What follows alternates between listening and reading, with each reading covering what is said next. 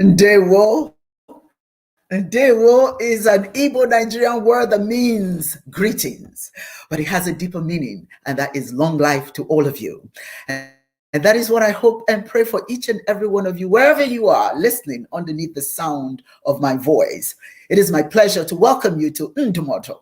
Ndumodo is Igbo Nigerian for words of wisdom, words that I share here on this program with my guests that you can add to your repertoire. I'm Dr. Uwa Onyoha Osimiri. I'm the president of the African Women Economic Consortium and the global head of the Women's Leadership Mobilization Commission of the International Preparatory Committee of the Pan African Federalist movement.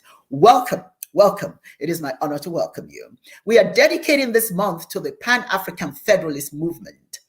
I don't know how many of you have heard about it, but you're going to hear about it today. Before we go any further, I would like to applaud the vision of the president of the IPC, President Adam Sama Seku, Vice President Amadou Sek, Secretary General Jume Ndongo Faye of the IPC, and all of the chairs of the different commissions of the IPC, the RCCs, that's the regional committees, the national committees, and the local committees. It is wonderful what they are doing to bring to vision. They bring their vision forward and make it a reality. But it's going to take all of us to make this happen, because it's just not about any one person. It is about all of us. Today, we are featuring women of the Executive Board of Women's Leadership Mobilization Commission. We will hear their take on different matters affecting women and Africans in general, and how they can use their position to make a change in the lives of women and children, and certainly in this wonderful, wonderful mission, the Pan African Federalist movement. Before we go any further, let me remind you that we have a website, womencommission.net. If you want to know a little bit more about us, I ask you to please go there and check us out and join us Ndumodo on facebook.com/Ndumodo1.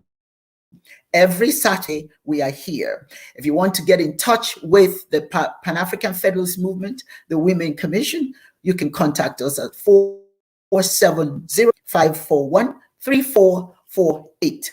Again, that's 54. You take it down if you can. That'll be wonderful. So I am just so excited to have these wonderful women. I want to just read this to you.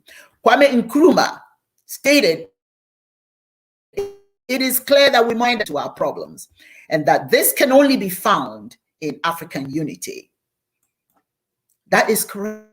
We want to take unity to make anything happen for the Africans, wherever we are.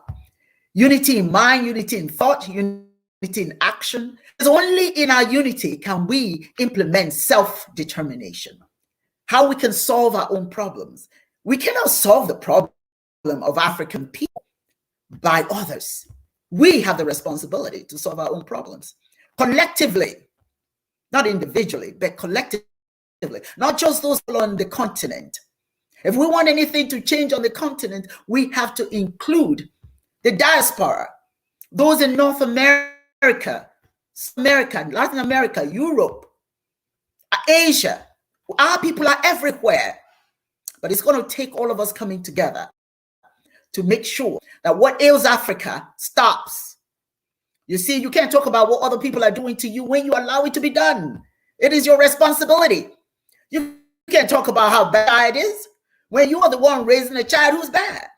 So it is your responsibility. It is our responsibility to lift up Africa. You see, Africa is very wealthy, very rich, but we don't have control of our mineral resources.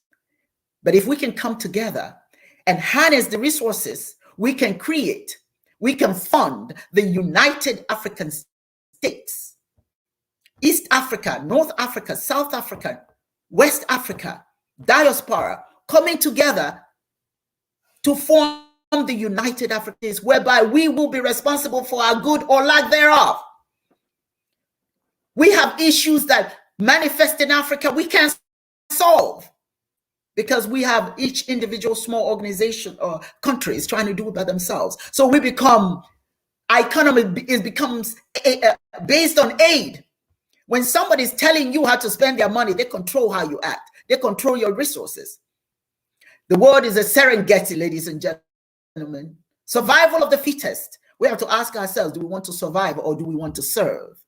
And if we must serve, must we not serve ourselves? Of course we should.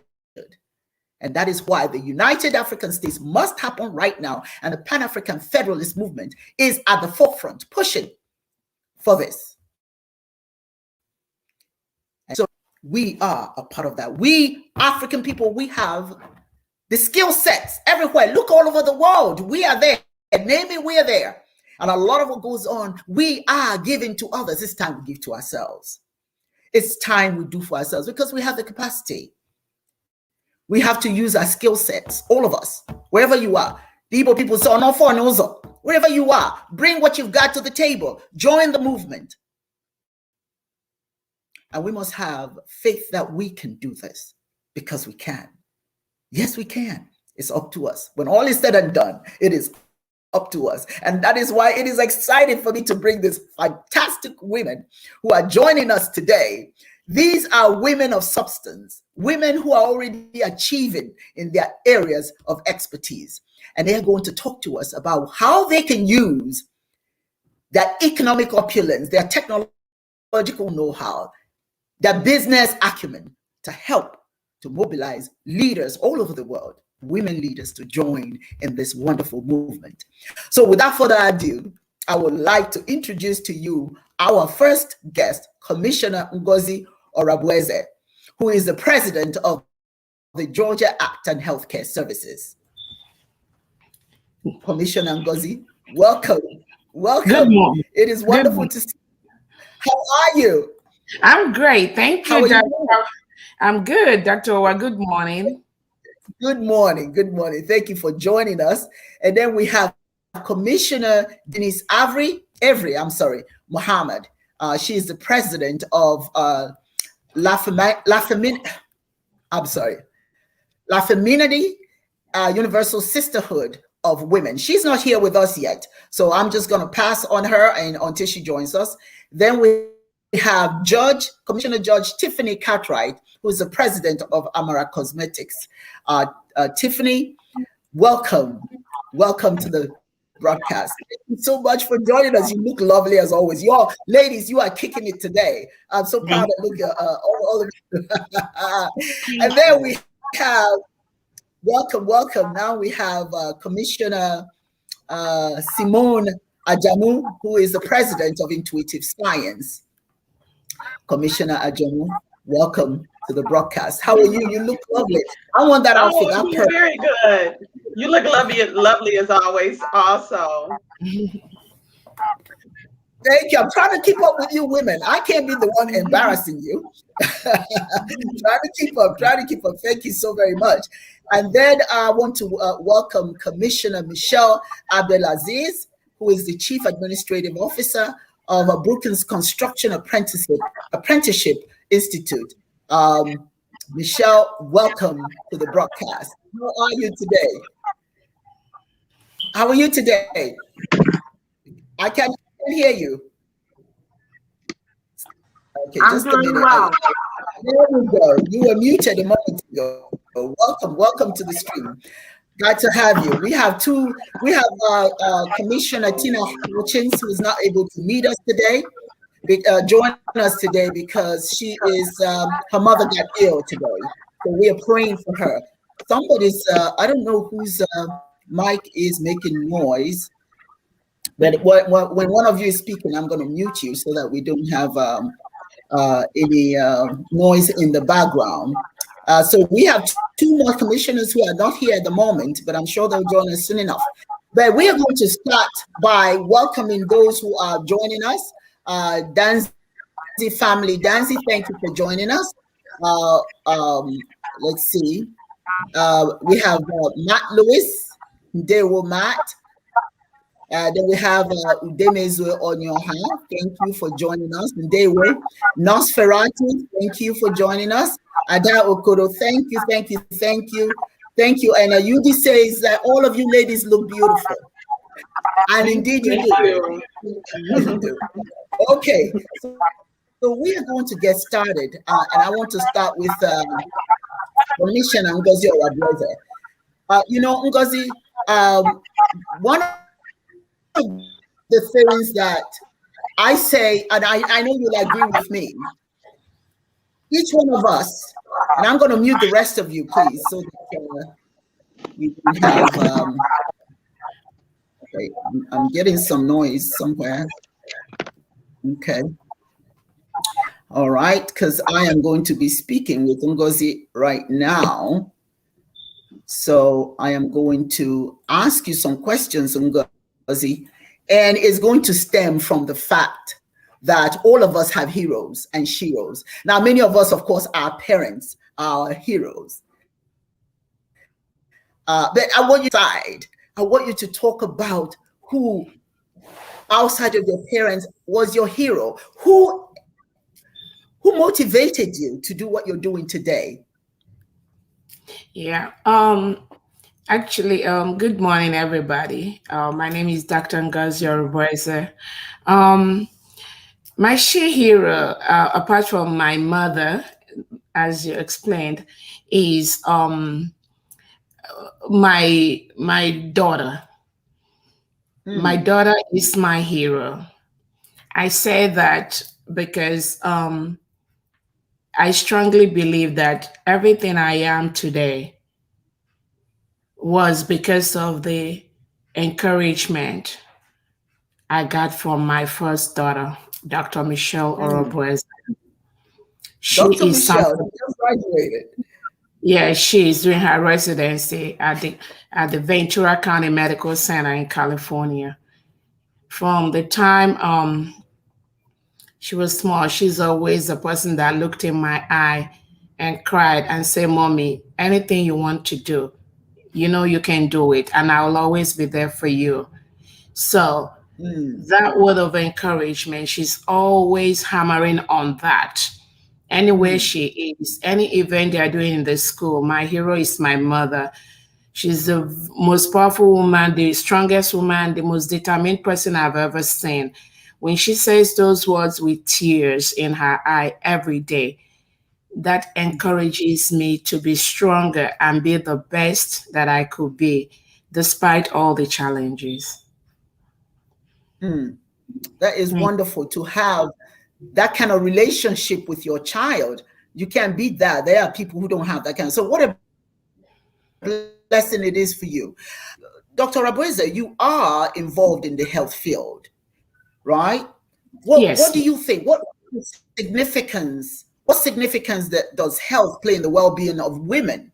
And how would mobilizing in that area affect a positive outcome? Thank you so much. As you know, I'm a family nurse practitioner, board certified. I'm also a psychiatric mental health nurse practitioner. With that background and with a very strong background in caring for patients, both in the inpatient and outpatient scenarios, I strongly believe that our health is our wealth. Once we are able to take care of our health, every other thing becomes secondary. We cannot achieve much if we are sick or we're in the hospital. So preventive and primary care in areas of having our annual checks, our pap smear, going for our medicals, our labs every year, that will help us to detect some of the comorbid conditions that are persistent in our lives. Some women don't even know they have things like high blood pressure, hypertension, high cholesterol. Some don't even know they have diabetes. So I see patients that come to the clinic and I've been having Dr. Ngozi, I've been having so much headache. I've been having dizziness. I don't know where this is coming from. And these are powerful women. I cannot sleep. And then when we do basic things, just like checking their blood pressure, checking their blood sugar, you will see that their blood sugar might be like in the 200 or 300s. And you ask them, do you know you're diabetic? They say, no, nobody have ever told me like this. Do you know you have high blood pressure? No, I don't know. What can I do? So our yearly labs, taking care of our health, is very, very important, because once we are able to take care of these basic things, it makes us stronger to make changes in our world, make changes in our family, make changes in our lives. So it is very, very important for women to follow science. It is very, very important. Just look at what the coronavirus is doing in our lives today. Some women does not believe there's anything like COVID-19. Some women does not want to have vaccines. Some women are not even encouraging their family members to get vaccinated against this deadly disease. So being very aware and being conscious of our health, as science portends, that is very, very critical for our being impactful to the community. Thank you. And thank you so much. And as we are mobilizing women all over the world, I think that health is so critical, because you can't mobilize people who are sick. You understand? So as we Exactly. mobilize, that's one of the things I like. Where are the women? You know, where's the health? And what are the health opportunities that even exist for them? And that's why we are putting together the telemed program, where we have all these doctors who are available to women wherever they are. They can call in, get diagnosis, get diagnosed before they actually go and see a doctor, because a lot of times they get misdiagnosed, right? Yeah. So they Yeah. That do you telemed know is that's very, really crazy misdiagnosis? yes. Yes, that telemed is very critical, especially especially in areas of helping the African women and all that.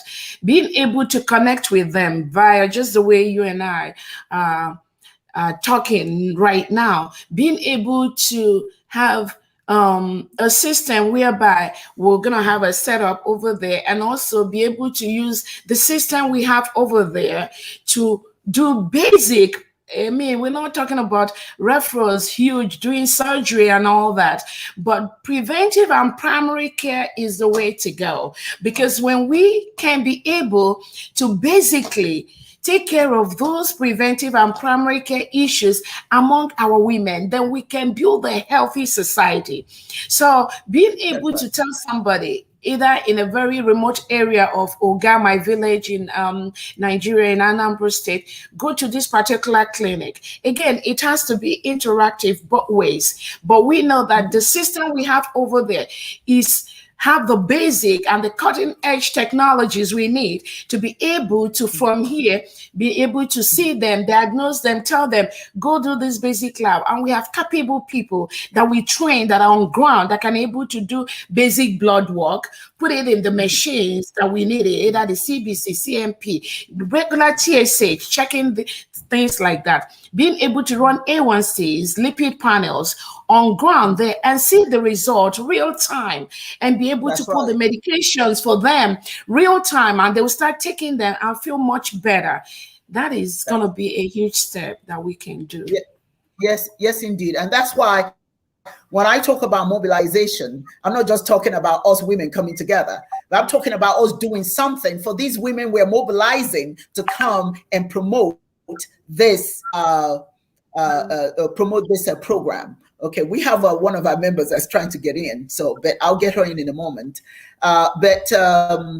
Thank you very much. Thank you very much. Now let me go to Denise. Denise, how are you? How are you, Denise? No, Denise, I'm sorry, Michelle. I'm calling you Michelle, Denise. Michelle, are you there? Okay. Yes, I'm here. Let me ask you a question. Thank you so much again. Thank you for joining us. So who was your shiro? Who made you, besides mom and dad, now repeat that, who out of the family made you who you are today, encouraged you to be what you are today? Well, I want to thank you for that question. It's, everyone relates to their family, and that's a strong bond. But I would have to say Madam C.J. Walker. Madam C.J. Walker. Why is that? Why is that? She was dynamic. I heard about her from my Florida relatives. about her ability to be marketable, to have her own business. She was the first female self made millionaire in the United States. So, just not of African heritage, but she was the first female. And I think she was born in 1867. And I think at that time, she had unsurmountable amount of barriers in front of her. One of the great things about Madam C.J. Walker, her given name is Sarah Breedlove, but she was a washerwoman. She found herself divorced with a child, and she washed clothes for a living. But so she went through social class. She broke barriers at every level, uh, and she was dynamic to rise up from being a washerwoman to being the first female self-made millionaire in the United States is a great accomplishment. So how did that affect you? What impact did that have in what you're doing? I know you're in business, serious business. Talk about what you do and how do you relate her influence to what you're doing and how you're doing right now. Yes, what I'm doing. I have several backgrounds, but my craft is urban planning, which is a social act. And Madam C.J. Walker was very social. She was social in how she rose her business, which makes a lot of sense because there's value in social standing. So she was relatable. And I think that's what helped me to think of all the social classes that we have and how can we be relatable to each class, to each set of people as a value in society. And Madam C.J. Walker did that. She brought people from all classes. She was relatable to them all, from lower class to high upper middle class. So how are you doing? Are you emulating that in your business, and how are you doing so? Yes, I am emulating Madam C.J. Walker. I have a nonprofit that I've been working in for 7 years at the grassroots level. I came in top down. I had won a National Congressional Leadership Award in 2005, and a lot of people cheered me on, and they didn't know if I could really break into the lower class and find people who were willing to work for community. I'm all about self, family, and community. Those social standings are for me. And Madam C.J. Walker did that. She was committed to herself. She was committed to her family. And she was really committed to the community. Okay. So now let me ask you in terms of what you do. That's,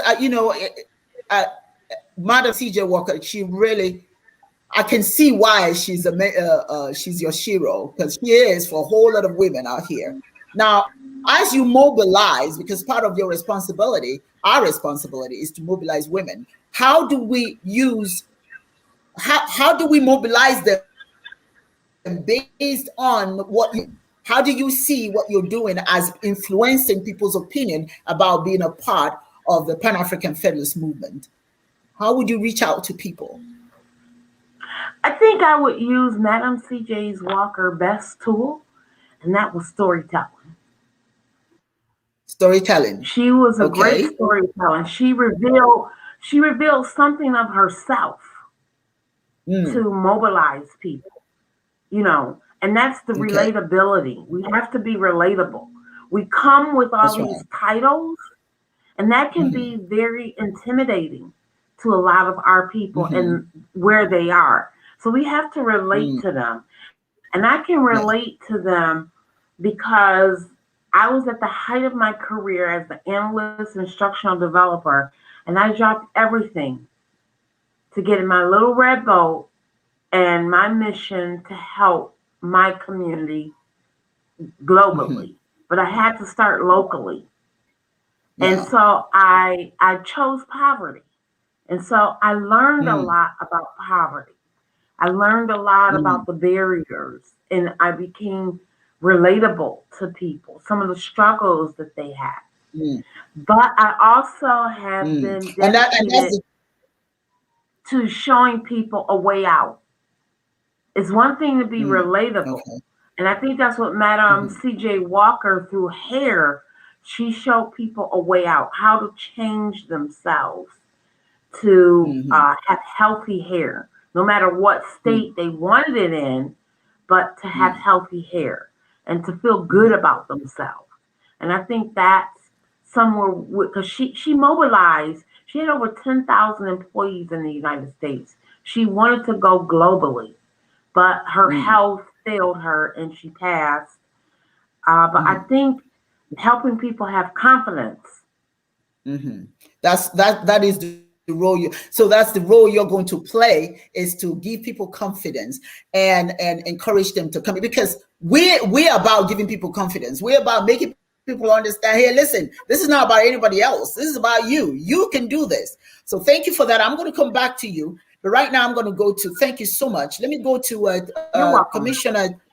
Thank you, my darling. I'm going to go to Commissioner Tiffany Cartwright, President of Amara Cosmetics. Tiffany, how are you?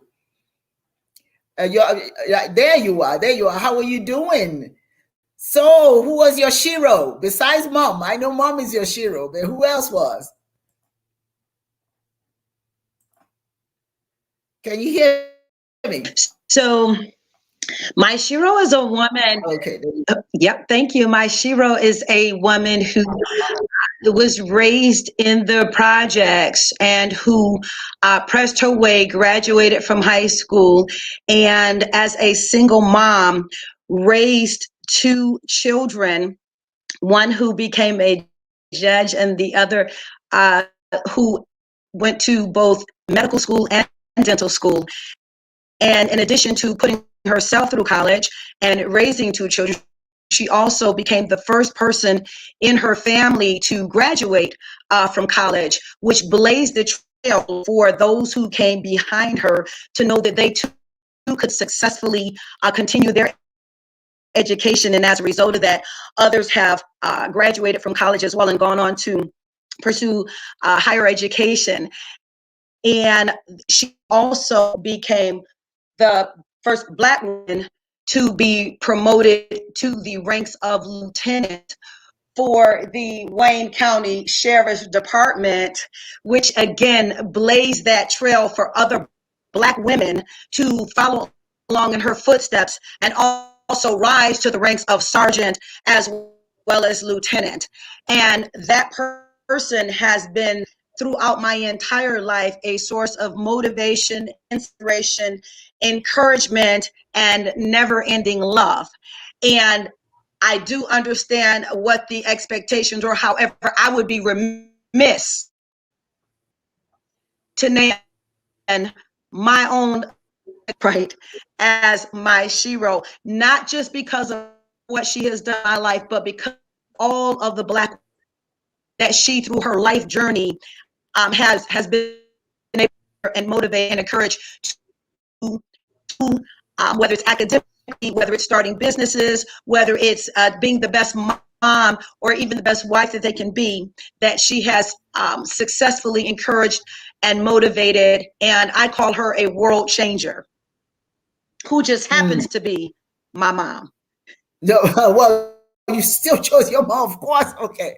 All right. So tell me, you are in business. You're in the cosmetics business. You're also a judge, of course, and you have achieved so and we much. Have a delay. Such little it sounds like there's a delay, so yeah, I do hope that we're having difficulty with your mic. Can you hear me? Well, okay, I'm going to come back to you, Tiffany. I'm going to come back to you because we're kind of having difficulty with your mic, but I'll be back to you. But let me go to Denise Every Mohammed, who just I think some of you have been waiting for quite a while. So I'm going to go to Simone Garland. Simone, how are you? Commissioner Simone Jamu is the president of Intuitive Science. How are you doing? So who is your Shiro? Tell me who your Shiro My is. Shiro, when you brought that question, at first I was thinking, I love my dear mother-in-law. She is my Shiro, but I also have to give honor and respect to all of the matriarchs that have come before me and has influenced my life. Like Maya Angelou said, I come as one, but I stand as 10,000. And I really believe that because there is so many women that has influenced my life and has allowed me to be the strong Black woman that I am today, with love for the diaspora and love for my people, and the enthusiasm and the willingness to help move us forward. I am so excited. So I will say my Shiro, I always have to mention my dear mother-in-law, because she knew that I would do anything for her because I loved her so much. She was such a powerful woman, very powerful. Nana Oshindara, Nefertiti Ajamu. I love that woman. She is so dear to my heart, but I had to mention the others because it wouldn't be right if I didn't mention. I can hear my grandmother now saying, Simone, you didn't mention me. I'm the one. She instilled in me the love for Africa, the love for my people, and to support and patronize our people, to elevate our people. So many times we would go into restaurants, we would go into different places, and she would say, she would go up to the people. If it wasn't right, she didn't care. We would be in the middle of Mississippi. Some of those people looked like they never seen a Black person before. We would walk right in the restaurant as if they weren't looking at us. And if they were going towards the back of the restaurant, she would say, I know you're not taking us to that back of the restaurant. We would all be waiting, looking. So it took the fear to fight for what is right in our equality and what we are entitled to. Also, again, I'm going to go back to my mother-in-law and how she has impacted the world. And she instilled in me and saw in me the power. She used to say, Simone, you are so powerful and you need to be doing your work. And I was having, I have 3 small children, so I was having kids back to back to back. And she said, Simone, I'm losing my assistant. I'm losing it. Because we were doing things together and going in places together, and she was mentoring me. But I am so appreciative to her because I have never seen someone with the capacity of love for people and love for people all over the world. She made them feel that they were family. She made them feel that they were family. And so I myself look up to that.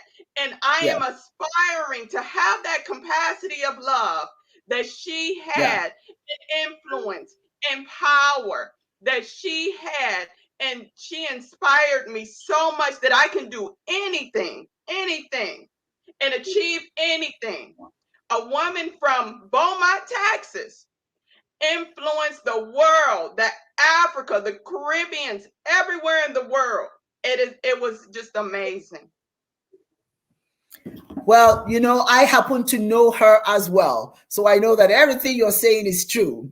But let me ask you, you have such power, so enthusiasm. How are you going to use that to influence this movement? How are you going to apply this energy to bring it? Remember, our role is to bring leaders. How are you going to take that enthusiasm and encourage them and join the caravan, the Pan African Federalist movement. You tell me how you're going to apply all that wonderful energy. How I would do that. My expertise is in business. I'm a business owner. I'm in business and also in the healing arts and things like that. And I want to, in whatever way I can, to be able to educate, to be able to pass on the gifts and the knowledge that I have to women of the diaspora for their advancement. And so I would like to do that and also encourage people like I was encouraged. Another person I didn't mention as a shero, but she is my shero, is my grandma Amanda that I named my 6-year-old after. And she was, of her time, she was my grandmother's on my father's side grandmother. So you know that's way back. That's a long time ago. And at that time, it was hard for Black people and people of the diaspora. But she was an entrepreneur despite all of the opposition, all of the racism, all of the things, the atrocities that Black people was going through. She made it for herself. She was a powerful woman and an entrepreneur. She built from the ground up hotels for Black people because they were unable to go to the white hotels. At that time, as a woman, by herself, she did that. And she did that with the money that she earned as she trained animals. She was very known to train animals. She was very known for making medicines for animals and people. And she was very known for her soaps. So she took that money, invested it, and built the hotels in Georgia for the Black people that was coming through would have somewhere to stay. She did that, and it's so inspirational to me. With all of the children, I believe she had 12 children. With all of the children, despite all of that, there is no obstacle that is there that cannot move us forward where we cannot achieve our goals. Is so inspirational. That's right. That is so wonderful. I am going to now at the end of this program, I'm going to bring everybody to the screen so that you can add your thoughts. So I'm going to add to the screen. Thank you so much. I love your enthusiasm, and we're going to need enthusiasm to get women in this program. I want to add Tiffany. No. Denise Mohammed has joined us. Tiffany, I'm going to bring you in a minute. Denise Mohammed is our ambassador. I beg your pardon, our commissioner. Thank you so much. You've been struggling all day trying to get in. Can you hear me? You've been trying to get in. I know sometimes we have to deal with technology. It's not always our friend. But Denise is, we can hear you. Denise is the president of La Feminati, Universal Sisterhood of Women. Thank you so much for joining us. How are you? I love the color. You just look gorgeous this morning. Tell us who is your shero? Who motivated you to do what it is you're doing today? Besides your mother. No, let's just talk about one, because I got all kinds of questions to ask you. Give me one besides mom.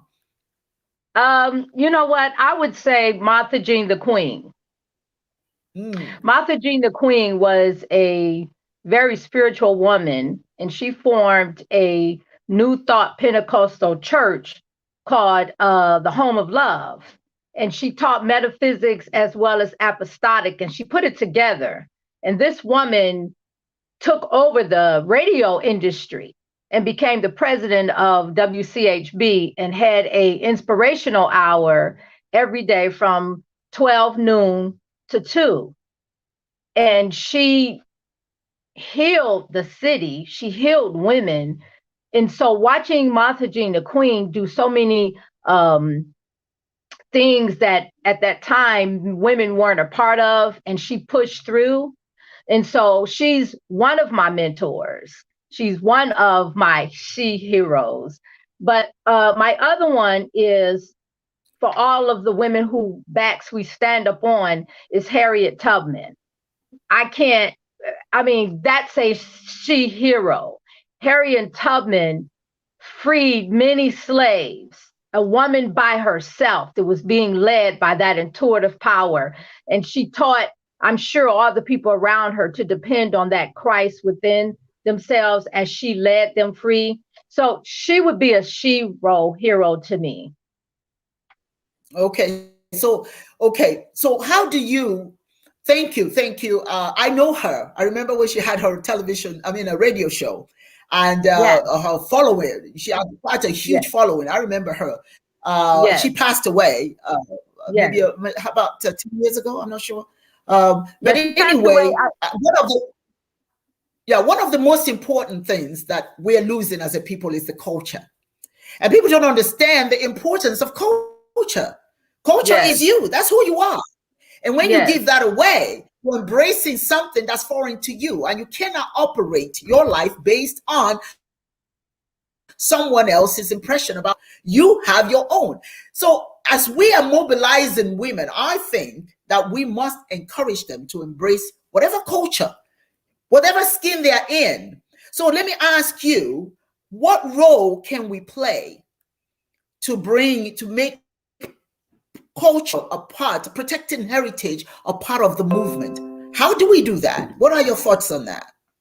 I think we do that by being authentic and being ourselves.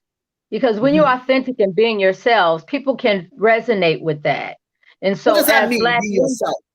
What does that mean, being? I mean, as Black women, we're outspoken, we're leaders, we love music, we love art, we love to just have a good time, but we love to study. So the culture of the Black woman is our food, our music, and our sisterhood, in a sense, for those who grew up around women. So, and also we bring the culture of music.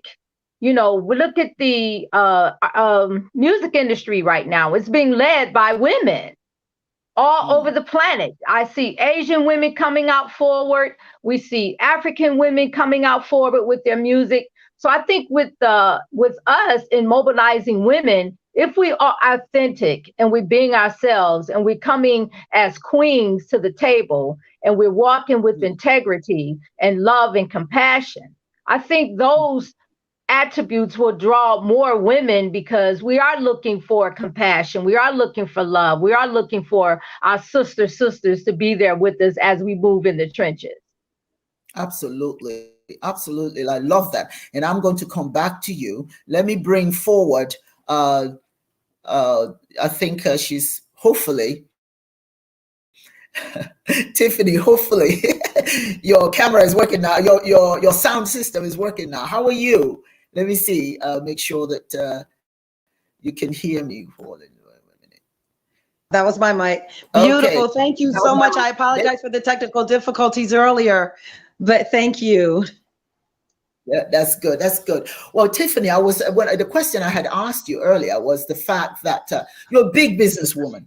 Yes, I say you haven't made your first 10 million, but you're getting there. How is it? As we mobilize women, we must pay attention, women. One of the things that I don't want to see us doing is just telling people come and be a part of what we're doing. We need to be able to offer them something.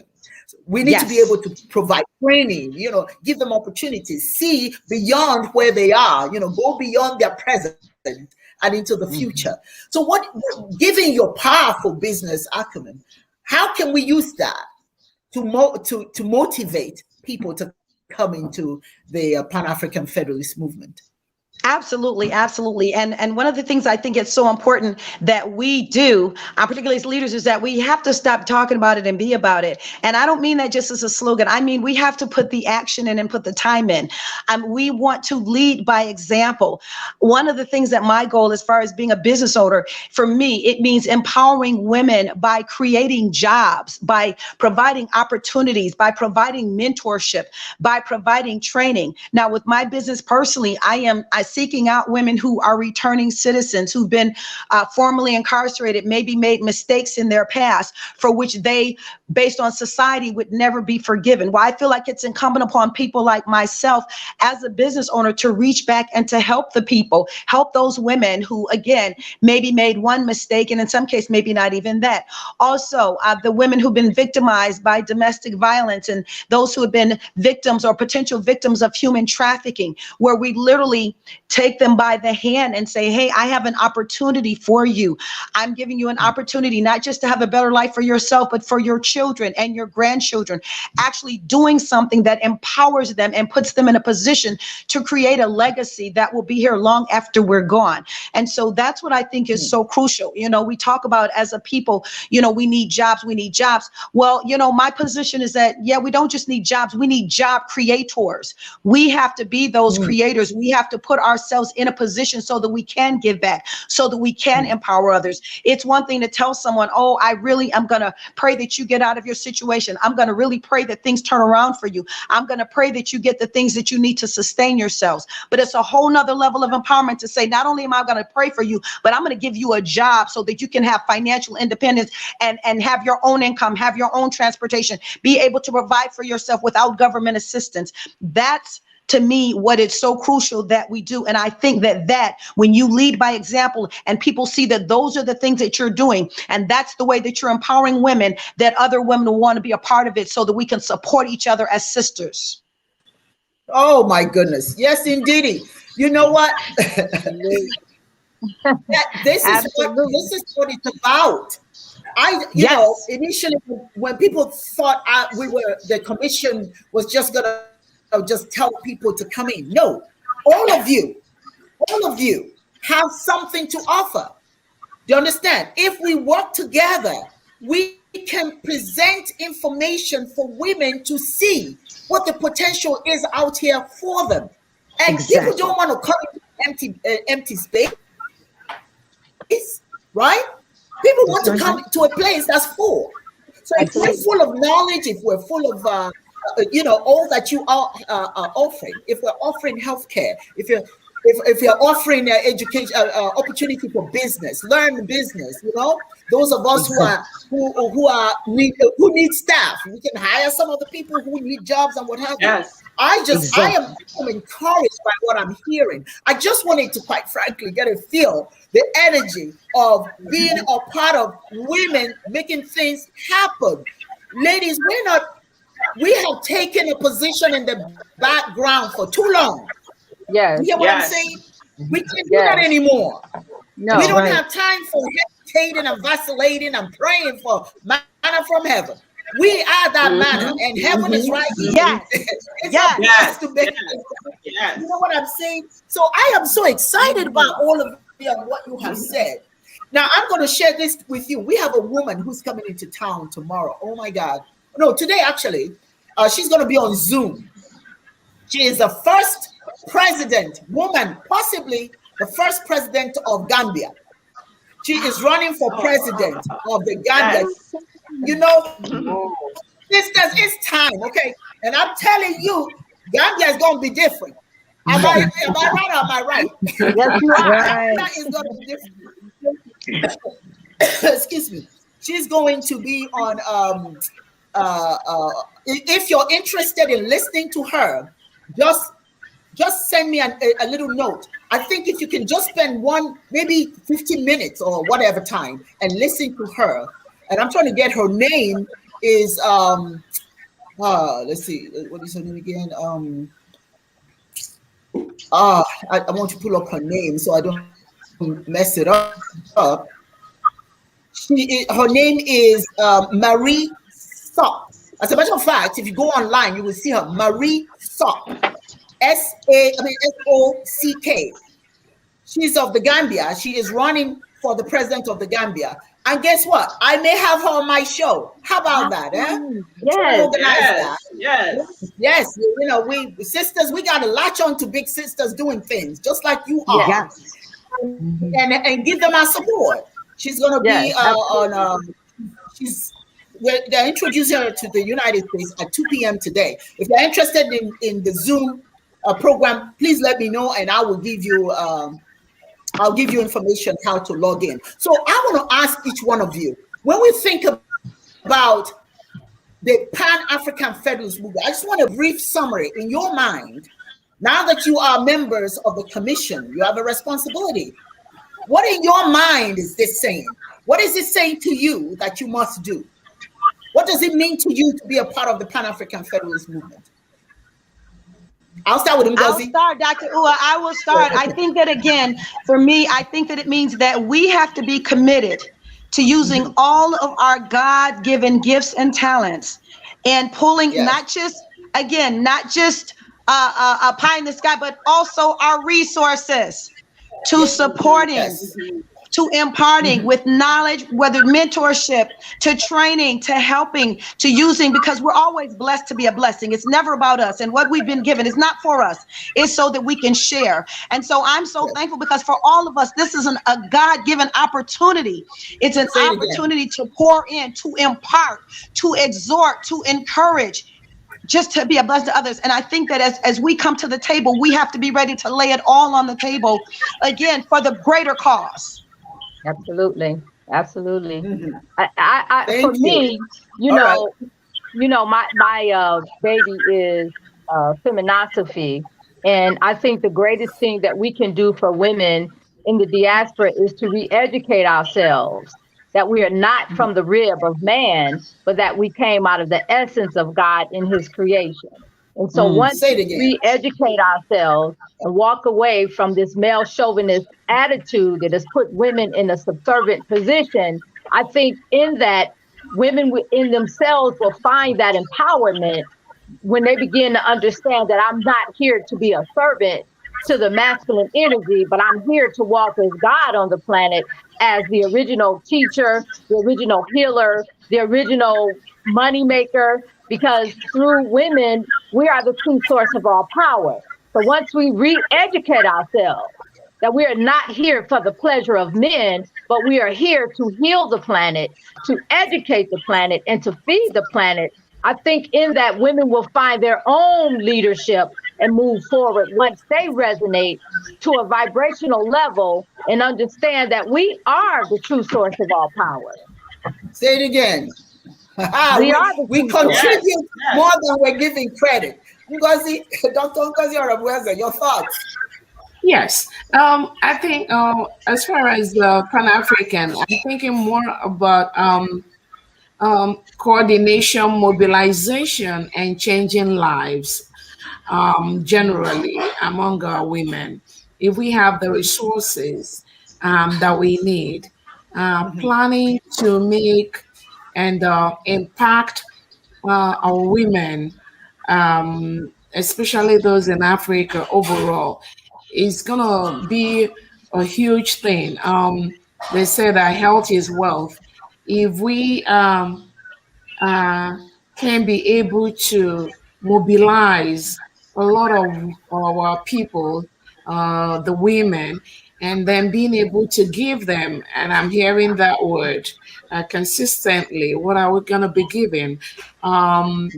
If we pull the resources together to be able to coordinate all these people, create that awareness, and then use the resources to impact their lives, I think we'll have a better society overall in the African diaspora. Thank you. Absolutely. Okay, let's see. Simone, do you have the parting words about what are your thoughts about being a part of the Pan-African Federalist movement? We got the thing is that the United African States must happen within this decade. We don't have time. We cannot wait for 20, 30, 40 years. Absolutely. Go ahead, your thought. With me being a healer, I'm a healer, I'm a Reiki master. And I also was a healer before that. I did divine healing and things like that. And also being a businesswoman and a woman, period. I think that I will contribute in what needs to be contributed. First of all, what is not talked about enough in our community. as the ladies were just saying, is healing. We have to have healing within our community. We've been through generations of trauma, generations. And I know me personally, I'm here in my purpose and I'm serving my purpose. And part of being here is serving my purpose of healing and empowering the nations. And when I say the nations, it starts with me as a Black woman and us as Black women of the diaspora, and recognizing and healing the trauma that we've been through for generation after generation after generation. I know in my family alone, there's so many secrets because there was so much trauma. And there's a saying that you're as sick as your secrets.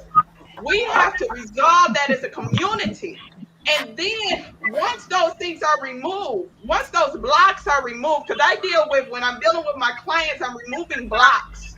And once those blocks are removed, it opens up the floodgates of heaven on earth to come down, so that we are able to empower and we are able to move forward as strong women to not only influence our community, but stand side by side with all of those who have influence and have a foot in the world, not just our society, but the world. Because we are powerful. It is from our womb that leaders have come. We are the first innate leaders, and that comes from our womb as women. And so we make leaders. We birth leaders. And because we birth leaders, we are leaders. And so I want to bring forth and allow women to know and recognize who they really are and their power. And the truth of who we are that has been diminished in our society. The greatness of women and what we really offer to society and our importance. But that is what I would like to offer, and see that all of the women of the diaspora and the separation, we have to stop separating. We have to stop all of the separation, all of the foolishness.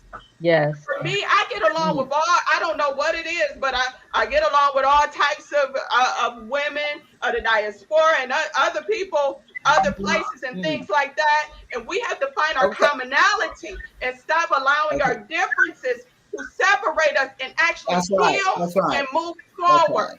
Stop looking at what is wrong with us, and let's look at our commonality, our greatness, and come together as women and be able, that is what's going to allow us to advance. Simone is on fire. Yes. Oh, I hear you, Simone. I feel you. Michelle, any parting thoughts about the concept of the Pan African Federalist movement, bringing all of Africa together? What are your thoughts on that? And we have just a few more minutes to end this. I want to thank everyone. I really want to give a shout out to a good neighbor of mine. Her name is Nefer, and she follows the Ma'at. And I think order is something that needs to be brought to this movement, because we can do things, but if it's haphazardly, as Simone said, first maybe we need to look at healing, and then we need to look at the order, self-family community.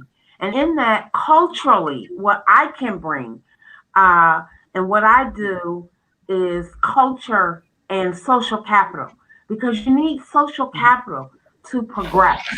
If you don't know how to harness social capital, it's very difficult to progress and move out of one situation. I mean, we are all here. We can all be sheroes to people, but we're not super women. People have to bring something to the table to move forward. And I think that's what because a lot of our community globally have been conditioned to receive things free. And so how do you bridge them out of that to be able to have a work ethic and self-sufficiency? I think is really, I know in the United States, on the people we're talking about, that's something that's very important. So social capital and culture is what I can bring. Thank you so very much. Thank you so much. And Denise, you did have your closing statement, right? No. Denise, did I come to you? You didn't? Okay, Denise, your thoughts. I think that my sister Michelle is correct, and it's a blessing to see my sister again. Michelle, how are you? Yes, I am well. How are you? Praise be. But I think that like my sister, who's a Reiki healer, so am I. I think across the planet, women have to heal. And I believe that the Black woman, because we are the original woman, can heal our daughters. And that's through, first of all, like I said, re-educating ourselves to who we are. Because once we realize who we are and we connect to that divine mind, the prosperity is going to come. Because we have more than one womb. We have the womb that brings physical man forward, but we also have that womb that is in the middle of our forehead where our thoughts come from. And as women, you know, when we just look at women, how we progress, even in slavery, they took a bone and made a meal. So as women, we are creative. We can turn nothing into something. And so once we begin to heal one another with trust and integrity, because I believe that men are benefiting from the way we're so divided. But once we come together and begin to trust one another and bring the resources together through education, educating women, bringing forth a new thought in women and helping them to understand that we are the true source of all power, that once we put our minds to something, it's done. Like this panel. We are dedicated women who have decided that we're going to fight this fight, not just for us, but for women on the entire planet to walk with integrity, to walk with freedom, and to enjoy the prosperity that is ours. That's right. But we have to discipline ourselves. Yes, you know what? I could be here all day listening to all you powerful women, but time is now against us. I want to thank all of you. Thank all of you for being here. Dr. Imani could not be with us because she's traveling. Ego is not with us this afternoon. And then, of course, our sister Tina is going through some family challenges. But his mother's is not feeling very well, and I hope she gets better very soon. I want to thank all of you. In closing, what I just wanted to get a taste of how you feel, your energy. This is really what this is about, not the nitty-gritty of what we're going to do, because the work is on paper. When we meet, we go over what we're going to do. To have a conversation as sisters, understanding that we need to be a part of this powerful movement. In closing, we Africans must be, I want you all to hear this, what I'm going to say as I close this program. We Africans must be prepared to develop the courage to be free from fear. We Africans must understand that we can move even in the presence of anxiety that seems to engulf us now. There's so much going on the continent. It is not because we're bad people. Some of it is there on purpose to keep disunity going, to keep confusion going. Our people are suffering because of that mindset. But we Africans can move even in the presence of danger and opposition. But we must believe that we can. We must never stop working until we achieve unity with all Africans. Absolutely. Until we can define and determine what it is that we want for ourselves and our children, until we can link hands collectively on the African continent, in Europe, in America, wherever we may find ourselves, and remind each other that we are in this battle together. There's no African American. There's no African Ghanaian. There's no African Nigerian. There's African. Absolutely. We are African. That is our power. Coming together and realizing we are one. Until we can harness all our resources for the benefit of our own people, until we know within ourselves what we are and what the world is expecting us to do, and that we do not need to beg anymore. Absolutely. Sisters, this is what it's about. Absolutely. We can't keep begging. Yes. We can't keep begging anymore. That's why we're stepping into the to make this community glue. We're stepping into our own power. And so when we work for the Pan African Federalist movement, let's remember what we're doing. We're not working for somebody. We're working for us. We're working for our children. We are talented women. We are creative women. And we have tolerated so much nonsense. Yes. To the point that we have believed we are less than. Time out for that. I'm not yelling at you, baby. I'm just excited. Go ahead. It's time out until we ladies step into the ring and play our rightful role. Yes. We will continue to be consumed by others. Because guess what? Our children need us. Our husbands need us. Our sons and daughters need us. It is time for us to make way, put some things aside and make time for Africa. Yes. What I just said. Make time for Africa. Because when you make time for Africa, your children have something when you're no longer here. Other people are tapping into your resources and walking away. And we're sitting here looking. There are 3 kinds of African women. You got to ask yourself which one you are. There's one that watch things happen. There's one that makes things happen, which I think that's what we are. Then there are those who just sit back and watch, let somebody else do the work. And then you got those who are just in a daze and ask what the heck happened. They don't know we're not one of those. So ladies, until we can come together and do things, make things happen, and I'm excited about this committee. I am. Absolutely. I'm excited. There are 9 of us. We are going to make things happen that will blow the world away. Because people are hearing us. I'm getting all kinds of calls, people wanting to know how can they join. It's because of you. It's because of the outreach you're making already. I'm getting calls from everywhere. How do I get into this program? Because of you. Because you woke up. Because you said it's time. And for me, ladies, it is time. I don't know about y'all, but I'm ready to work. So here we are. Thank you, ladies. Thank you for joining us today. And I thank you for your willingness to serve. And I thank all the viewers who joined us today. I remind you to visit our website, womencommission.net, and learn about our activities and scheduled events and about the Women Leadership Mobilization Commission and how you can join, how you can be a part of it. If you can, please join the Zoom call today. And if you're interested for Marie Sok, who's running for the presidency of Gambia. And of course, if I get her on my show, I will let all of you know so that we can all be a part of it. Many thanks to Jams Radio. Jams Radio has created a woman empowerment radio station for the Women's Commission. So we can use it however we want at no cost. Ladies, don't you have something you want to tell the world? Well, go to Jams. Hey. Absolutely. Yes, promote your business. Jam Station is ready to welcome whatever it is you're trying to do. And I am so honored to be your sister. I am so honored to be a part of this. And let me just, somebody says,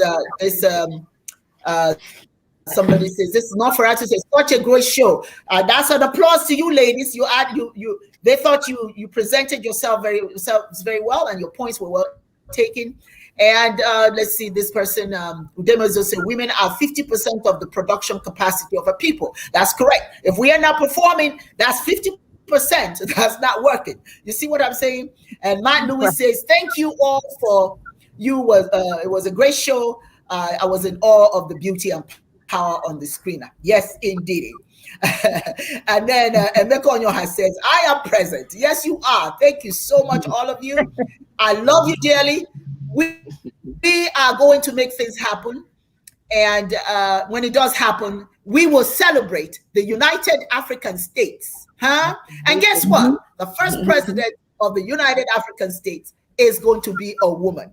Wow, yes. Maybe we get to if we find the right people, because we are responsible for finding the leaders. Let us go out there, ladies, and find these wonderful people and bring them into the fold. And so it is. Thank you so very much. And I hope you have a wonderful day.